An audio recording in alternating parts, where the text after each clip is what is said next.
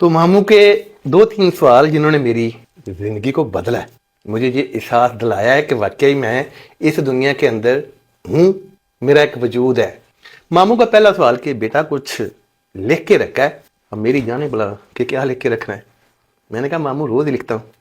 کیا لکھتے ہو؟ میں نے کہا جو اسکول والے کہتے ہیں، نوٹ۔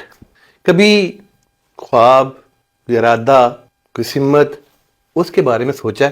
میں نے کہا نہیں ماموں، وہی صبح ناشتہ، پھر اسکول، پھر اکیڈمی، رات کو گھر، ابھی تو آنے والے ٹائم کے لیے سوچا ہی کچھ نہیں۔ تیسرا سوال ماموں کا کہ کچھ دل تو کرتا ہے نا کچھ کرنے کو؟ تو میں نے کہا ماموں کرنے کو تو بہت دل کرتا ہے۔ کیا کرتا ہے؟ یہ بھی ہو جائے، وہ بھی ہو جائے، وہ بھی مل جائے۔